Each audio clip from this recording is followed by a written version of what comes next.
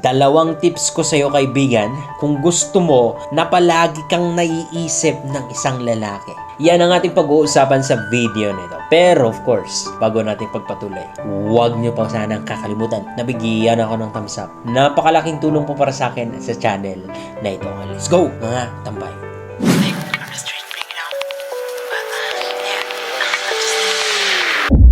So anyway, meron akong hindi lang pala meron, kundi marami akong ginawa na video kung ano yung dapat mong gawin para ma-miss ka ng isang lalaki, para maparaning ang isang lalaki sa'yo. And i-check nyo yun. Kasi napakalaking tulong din yun para palagi kang naisip ng isang lalaki. Kaya nga lang, sa video nito ay kakaiba yung ibibigay ko na tips sa inyo. Okay?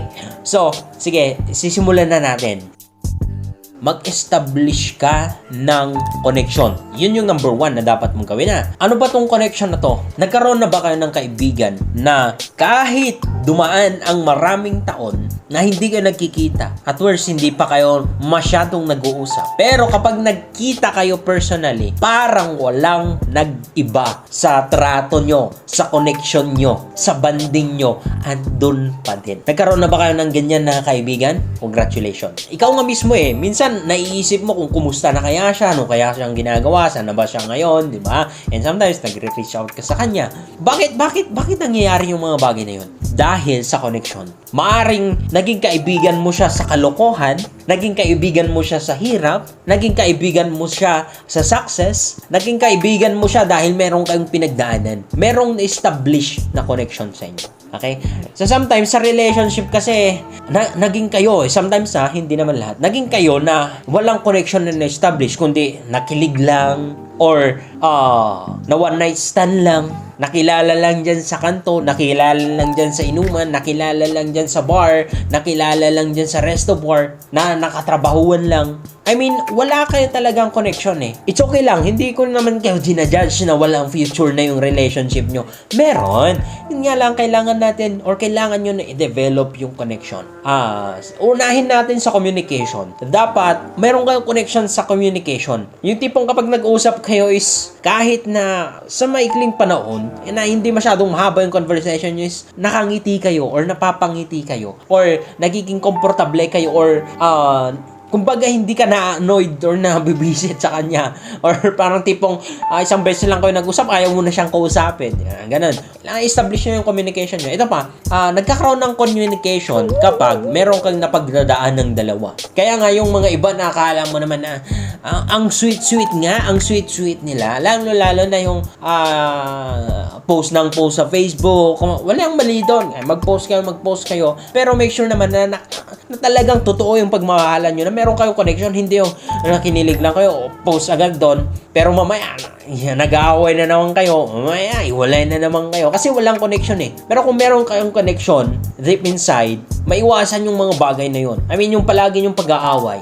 And yung connection na ito na-develop kapag dumaan kayo sa hirap, sa challenges sa buhay. Tapos, pinili mo na tulungan siya, pinili mo na mag-stay sa kanya imbis na iwan, pinili mo na i-lift up yung spirit niya, nagkakaroon ka ng connection. Or, hindi lang naman sa hirap, kundi sa saya or sa success ng buhay, na kasama mo siya, na naaabot yung mga pangarap niya or pangarap mo ay magkasama kayo, na-establish yung connection sa inyo. Or your daily routine na kung meron kang time, tulungan mo siya, samahan mo siya, mga simpleng bagay ba, na nagiging komportable kayo sa isa't isa, nagiging masaya kayo sa isa't isa. At hindi yung kinilig ka lang, hindi yung nagpa-cute lang siya, kinilig ka na agad. Or hindi yung sex lang ang connection nyo. Hindi. Mas matindi pa din kapag yung emotional aspect and spiritual aspect yung nag-establish or yung na-establish nyo na connection yung dalawa. Kasi kapag yun, mas matagal yun na mawala sa buhay nyo. Mas mahirapan pa siya na makalimutan ka kapag nakipag-iwalay siya. Andun ka pa din. Kaya nga sometimes meron yung mga issue na magjowa, nagkakabalikan, or kahit meron na bago yung insight na may miss niya pa yung ex niya. Kasi nga, baka na-establish yung emotional na connection nila. Kaya ang hirap mag-let go. Okay? Ayos na tayo sa establishing your connection.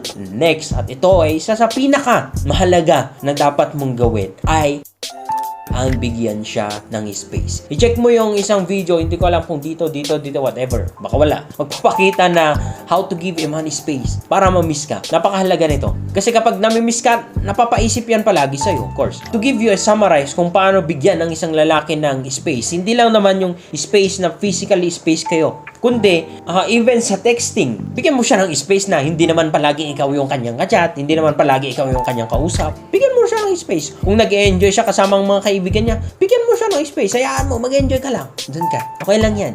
Or kung baka busy siya, meron siyang ginagawa, hindi mo pa siya binibigyan ng space, kinukulit-kulit mo pa, tinatawag-tawagan mo pa, tinetext mo pa, meron nga siyang ginagawa. Busy nga siya. Bigyan mo siya ng space. Napakahalaga na bigyan mo ng space yung isang lalaki. Dahil sa panahon na binibigyan mo siya ng space, at that time, dyan kanya palaging naiisip. Nakukumusta ka. Sa kanyang isip pala, kumusta kaya? Ano kayang ginagawa ng mahal ko? Ano kayang ginagawa ng baby ko?